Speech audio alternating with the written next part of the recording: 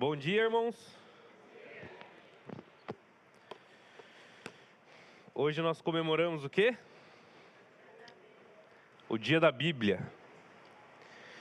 E de fato é um dia muito importante, concordam? É na Bíblia que Deus ele se revela ao seu povo. É na Bíblia que Deus expressa a sua justiça, o seu amor, o caminho que nós devemos seguir, o que é certo e o que é errado, tudo que já foi falado aqui. Peço que os irmãos abram a Bíblia de vocês em 2 Timóteo, capítulo 3, do versículo 10 em diante. E nós vamos estar lendo.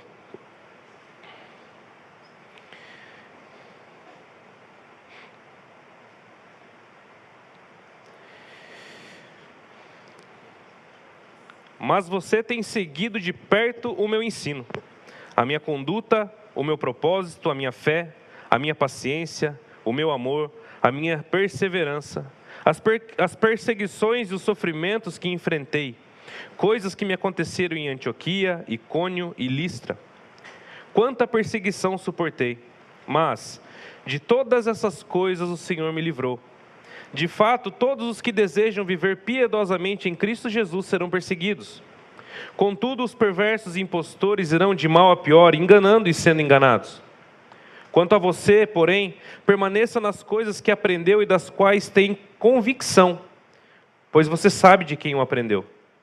Porque desde criança você conhece as sagradas letras, que são capazes de torná-lo sábio para a salvação, mediante a fé em Cristo Jesus. Toda a Escritura é inspirada por Deus e é útil para o ensino, para a repreensão, para a correção e para a instrução na justiça, para que o homem de Deus seja apto e plenamente preparado para toda boa obra. Vamos orar? Senhor, muito obrigado, Pai.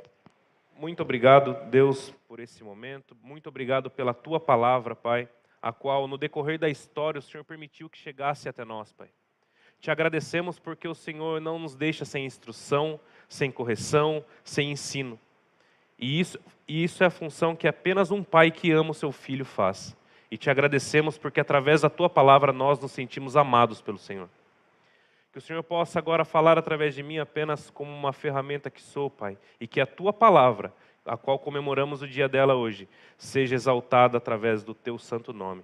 É isso que eu te peço e te agradeço em nome de Jesus. Amém.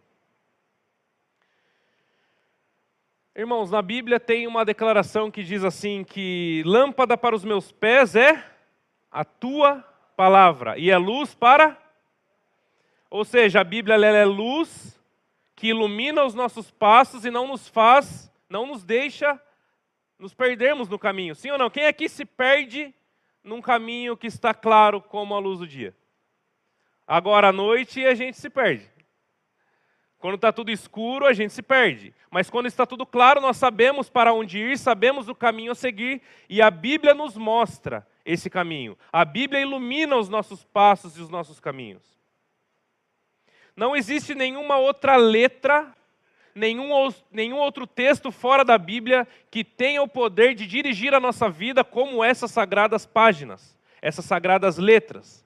A Bíblia ela dirige a nossa vida e ela conduz a vida do cristão. É impossível ter uma vida cristã sem intimidade com Deus pela leitura da Bíblia. Como foi passado no vídeo, o primeiro ponto que nós temos que ler a Bíblia é porque nós ouvimos Deus falar conosco. Não tem como nós termos relação ou intimidade com Deus, a qual Ele não fala conosco. Mas Ele só fala se nós a lemos.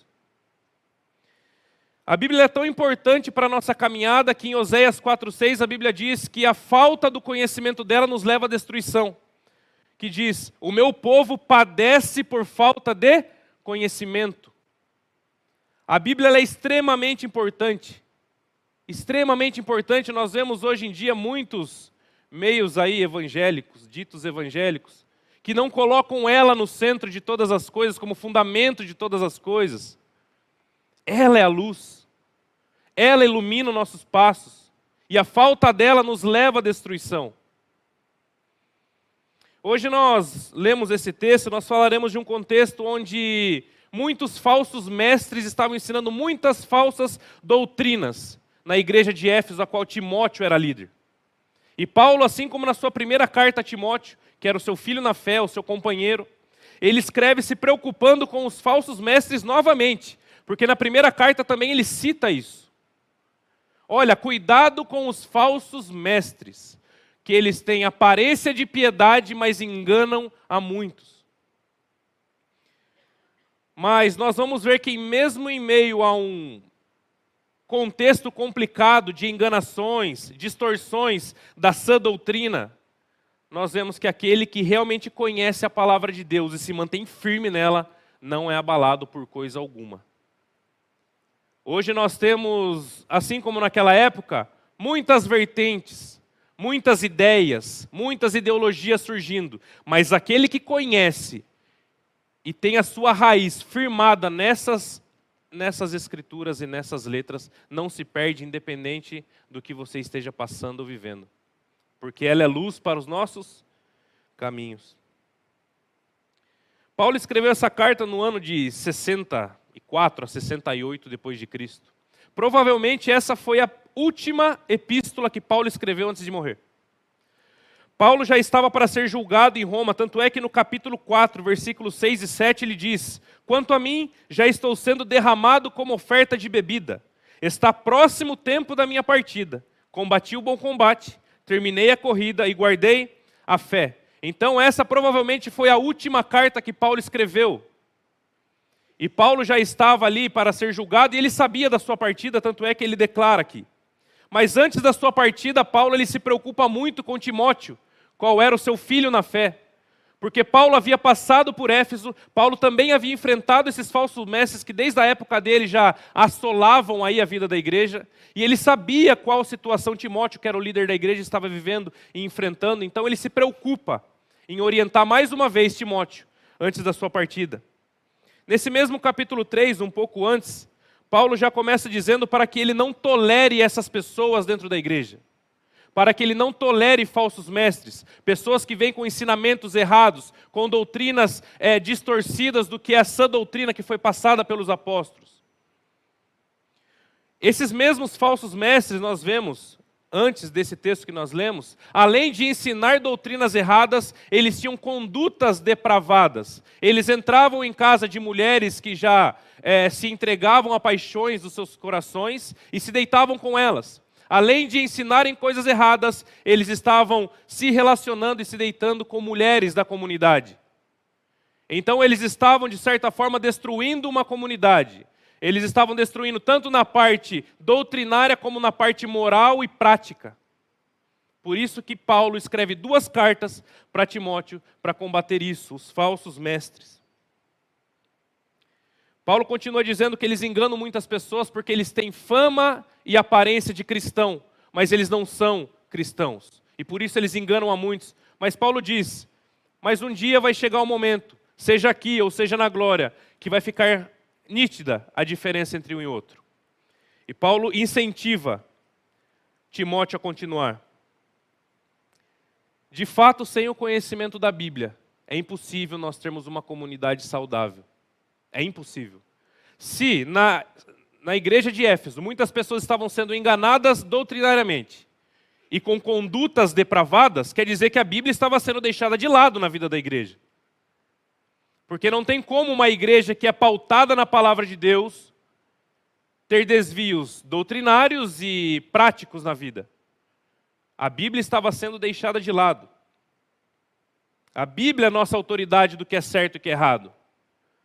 Não é o pastor, não é líder religioso nenhum. A Bíblia, ela é a autoridade porque ela é a palavra de Deus. No primeiro ponto, no versículo 10 ao 12, nós lemos: mas você tem seguido de perto o meu ensino, a minha conduta, o meu propósito, a minha fé, a minha paciência e o meu amor e a minha perseverança. As perseguições e os sofrimentos que eu enfrentei, coisas que me aconteceram em Antioquia, Icônio e Listra. Quanta perseguição suportei, mas de todas essas coisas o Senhor me livrou. De fato, todos os que desejam viver piedosamente em Cristo serão perseguidos.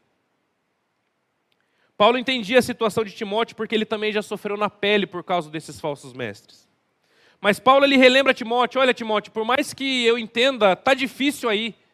Eu sei que está complicado se manter firme, eu sei que está complicado porque o exemplo que você tem aí são muitos exemplos ruins. Mas lembra da nossa caminhada, lembra de tudo que nós já vivemos juntos, lembra dos meus ensinos acerca da palavra para você, lembra do meu procedimento correto, que todo o tempo que você caminhou comigo, a minha conduta.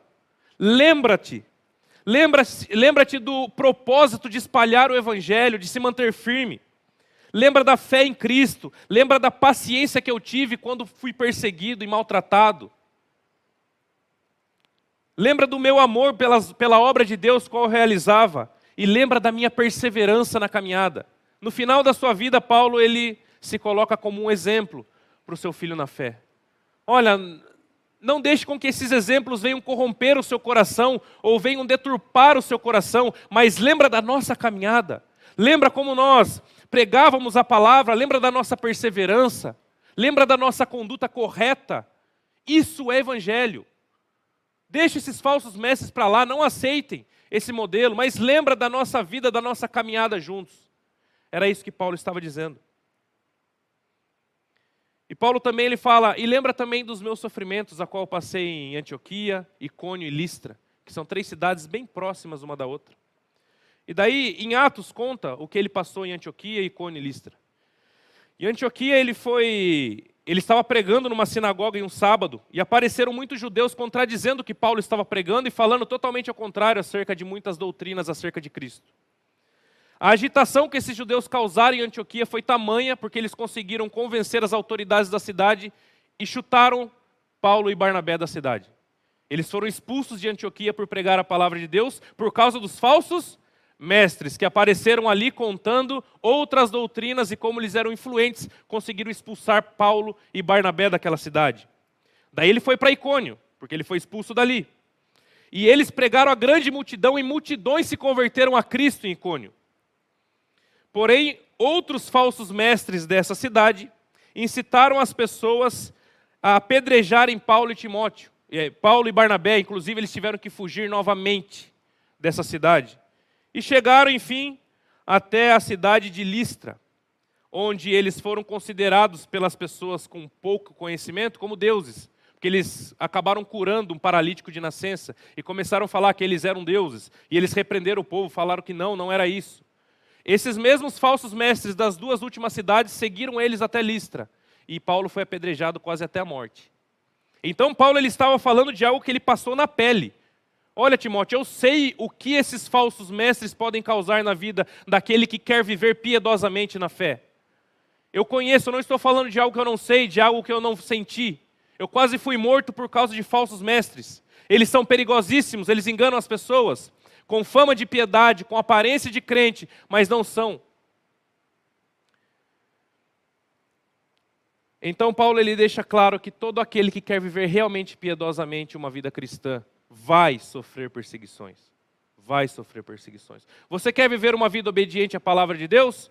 Você vai sofrer perseguições. Isso faz parte da nossa vida. Eu não sei qual contexto você vive. Eu não sei como é no seu trabalho, eu não sei como é na sua escola, na sua faculdade, dentro da sua casa. Eu não sei qual é o contexto em que você vive. Mas se você realmente obedece à palavra de Deus, você vai enfrentar perseguições. Você vai sofrer perseguições e resistência por muitas pessoas. Por muitas pessoas. No dia em que nós vivemos hoje, nos dias, nós vemos cristãos sendo cancelados por não negociarem a palavra de Deus. Não vemos isso?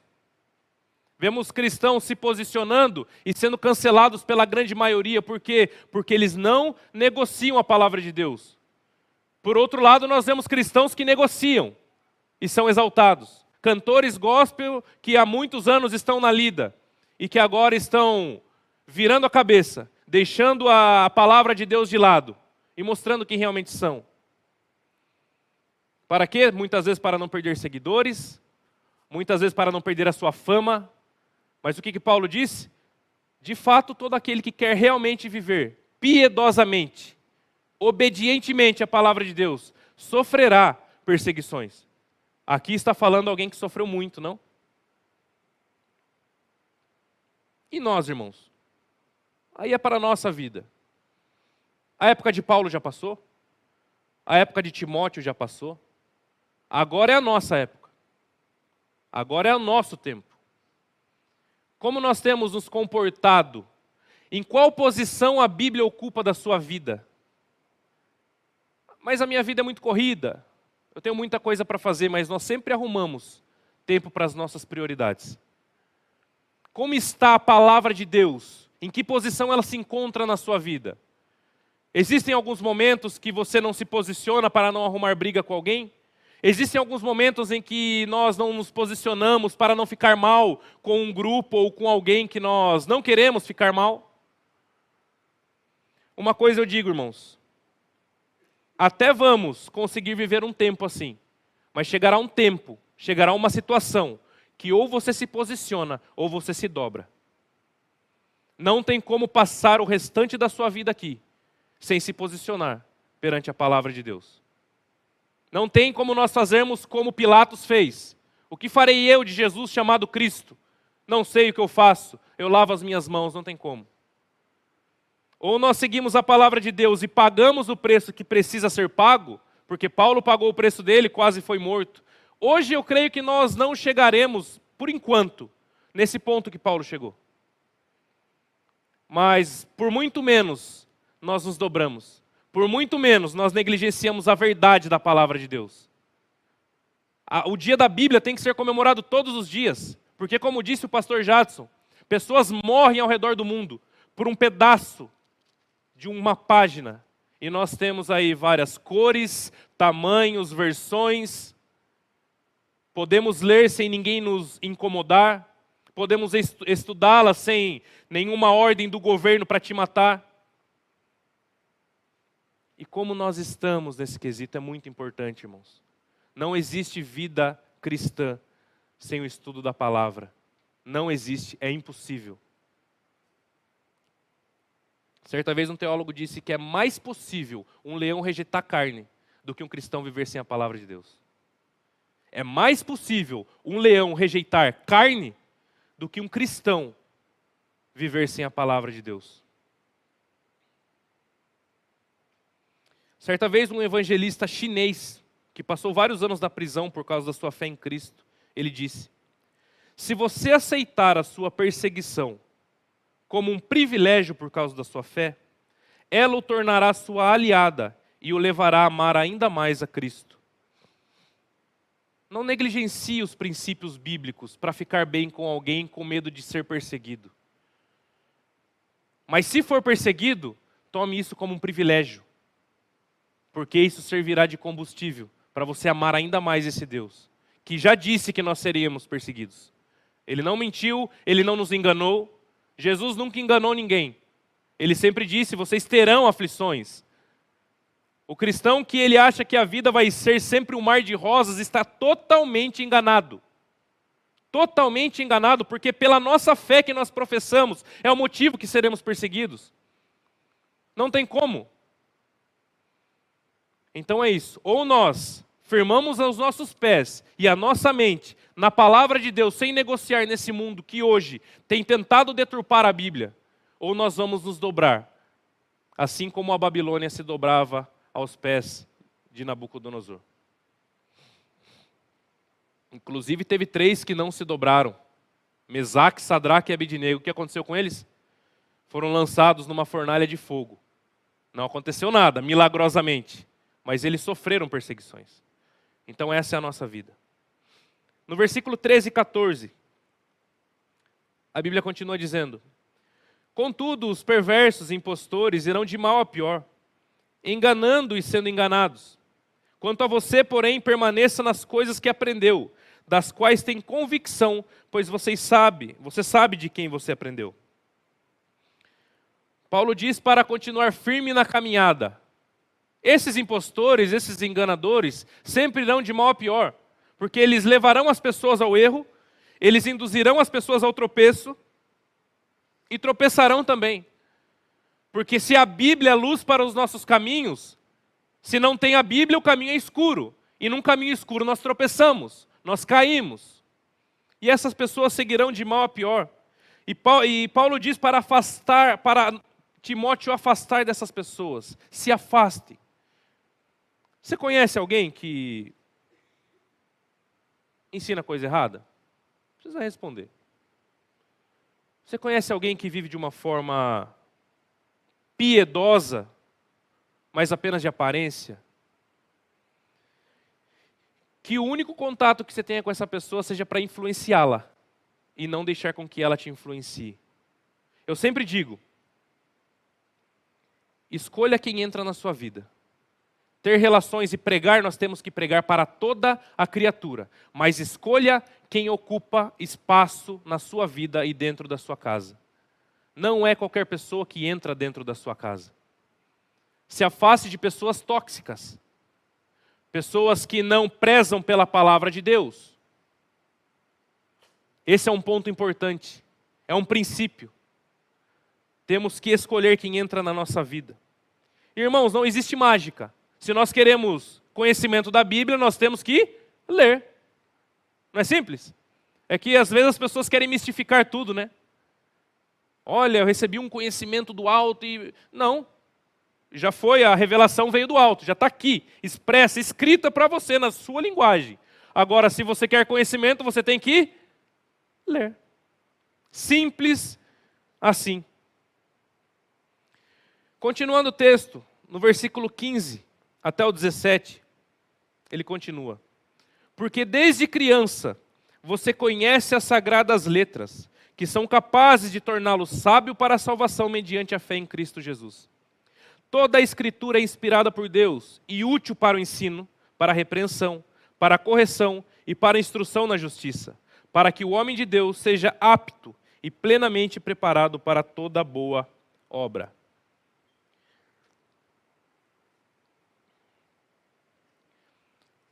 Paulo ele puxa a infância de Timóteo. Vocês perceberam? Se mantenha firme, porque desde criança você conhece as sagradas letras, que tornarão você sábio mediante a salvação, para a salvação. Aqui nós vemos algo muito importante, irmãos. Se Timóteo conhecia as palavras, as sagradas escrituras desde criança, é porque na sua casa ele aprendeu. Né? Em outros textos diz que até a avó e a mãe dele, ainda especifica, ensinaram, eram crentes piedosas. Ou seja, irmãos, a obrigação de ensinar a palavra de Deus para os nossos filhos é dos pais. Timóteo só aprendeu a palavra de Deus desde criança porque a sua mãe e a sua avó ensinou desde que ele era criança. E como nós pais estamos nesse quesito? Eu sou pai também. Nós negligenciamos, nós terceirizamos o ensino das Escrituras para outras pessoas. Estamos terceirizando um trabalho que é nosso. O seu filho e o meu filho aprender a palavra de Deus depende de vocês e de mim, passarmos para eles o ensinamento. Não é qualquer outra pessoa. Não terceirize algo que é para você pai e você mãe. Nós temos que doutrinar os nossos filhos no caminho que ele deve andar, porque quando ele for mais velho, ele não se desviará dele. É a nossa função. Você lê a Bíblia com seu filho? Você procura incentivá-lo? Eu sei que muitas vezes é desgastante.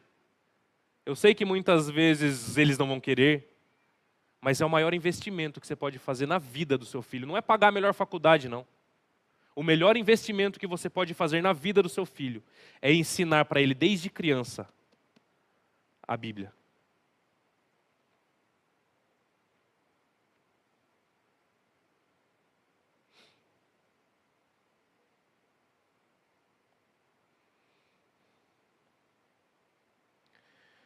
Então ele diz, olha, você conhece desde criança as sagradas letras. Desde criança, não se perca porque você sabe com quem você aprendeu. Você aprendeu uma sã doutrina. Não se desvie, não deixe ela por coisa alguma.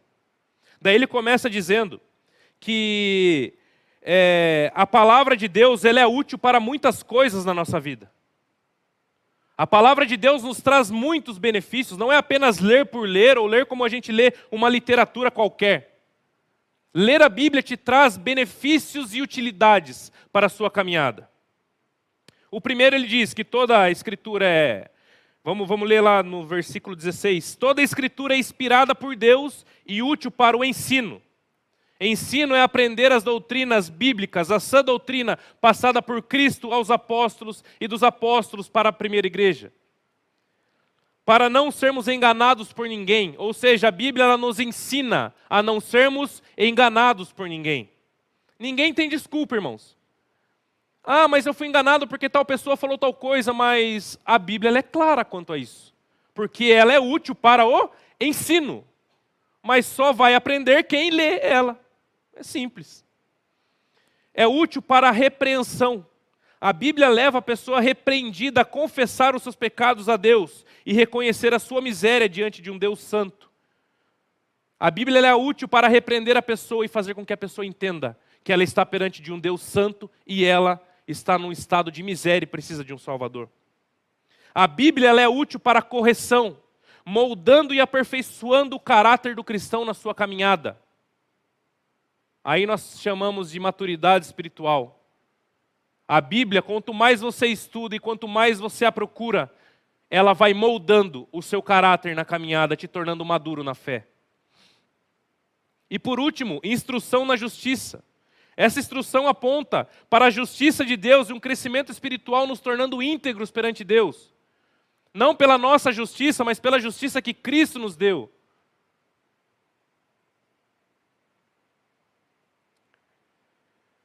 E tem um resultado com todas essas utilidades e benefícios no último versículo, para nós encerrarmos no 17. Ela é útil para muitas coisas, para que o homem de Deus seja apto e plenamente preparado para toda boa obra. Ela torna o cristão apto para qualquer boa obra que venha realizar na caminhada. Que nós não sejamos facilmente levados de um lado para o outro. Como a Bíblia mesmo diz, aquele que ora a Deus, mas não tem convicção do que crê, é como as ondas do mar levadas pelo vento de um lado para o outro. Pessoas que não têm raiz, pessoas que não têm firmeza. E infelizmente, irmãos, essa é uma realidade dentro da igreja. Porque tudo isso que está sendo escrito é para crente, não é para descrente, porque o descrente já não lê. Tudo isso que está sendo falado sobre a Bíblia e alertado é para nós, para mim e para cada um de vocês. Para mim e para cada um de vocês. Por isso, irmãos, tenham tempo para gastar lendo a Bíblia. Tenham tempo, todos os dias da sua vida, para ler a Bíblia. Como o pastor disse, que você ia mudar o nome, né? Se não fizesse, resultado. E eu mudo junto, a gente vai junto no cartório. Leia, estude, é a melhor coisa que você pode fazer, é a melhor coisa. Arrume tempo, porque nós arrumamos tempo para as nossas prioridades. Eu não sei, todo mundo tem um hobby aqui? Todo mundo gosta de fazer alguma coisa? Vocês arrumam tempo para elas? Dá um jeitinho, né? Nem que sejam uns minutinhos ali, você espreme um negócio aqui, outro ali, arruma um tempo. Porque aquilo é importante para você. Mas é triste dizermos que se nós não arrumamos um tempo para ler a Bíblia, é porque ela não é importante para você. Porque você arruma tempo para aquilo que é importante. Então que a partir de hoje nós possamos comemorar o dia da Bíblia e entender a importância dela para os seus filhos, para o seu lar e para você na sua caminhada. E ler. Ensine os seus filhos. Leia, porque para você ensinar os seus filhos, você precisa primeiro ter o conhecimento. Não tem como você ensinar algo que você não sabe. É nossa responsabilidade, irmãos. Responsabilidade e mais, obrigação como cristão. Nós não temos obrigação de pagar promessa, nós não temos obrigação de usar a Bíblia como um amuleto aberto no Salmo 91 em cima da estante ou da televisão. Nós temos a obrigação de ler e praticar. Todo aquele, Jesus disse, todo aquele que ouve e pratica os meus mandamentos, são como aquele homem que construiu a sua casa na rocha. O que é isso? Vieram os ventos, vieram as tempestades, mas ela permaneceu firme. Agora, aquele que ouve, aquele que lê e não pratica, é como um homem que construiu a sua casa na areia. Vieram os ventos, vieram a tempestade e... Vocês entenderam como a Bíblia é a raiz e o suporte de todas as coisas? Uma igreja saudável, irmãos, não é uma igreja cheia de gente, cheia de programação. Uma igreja saudável é aquela que é fundamentada na palavra de Deus em tudo que faz. Tem muita igreja lotada, abarrotada, mas se não tiver pautada aqui, é igual a igreja de Laodiceia em Apocalipse. Grande, linda, rica, mas Jesus diz, vocês não reconhecem que vocês são cegos, nus e pobres.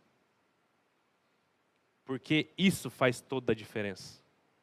Que nós possamos, irmãos, nesse tempo em que nós vivemos, correr para aprender. Porque chegará um tempo, em breve, que nós seremos perseguidos por causa dela. Então que nós venhamos guardar a tua palavra no coração, para não pecar contra ti. Amém, irmãos? Vamos orar? Senhor, muito obrigado, Pai, pela tua palavra, muito obrigado pela Bíblia. Muito obrigado, Pai, por esses livros e cartas que chegaram até nós, Pai, claramente expressando a tua justiça, o teu amor e o ser que o Senhor é. Te agradecemos pela instrução, te agradecemos pela correção, te agradecemos pelo ensino. E que nós possamos buscar mais e mais conhecimento, que nós possamos amar a nossa Bíblia. E que possamos sempre, Pai, estar pautados nela, para que nós não sejamos levados de um lado para o outro em um mundo onde a cada dia aparecem muitas ideias. O Senhor mesmo disse, chegará um tempo em que dirão, olha, o Messias está aqui ou está ali, mas não acreditem. E que nós possamos ouvir a tua palavra e colocar em prática, para fundamentar a nossa casa, a nossa vida e a nossa família na rocha que é o Senhor Jesus Cristo. Muito obrigado, Senhor, por essa mensagem. Esse que eu te peço e te agradeço em nome de Jesus. Amém.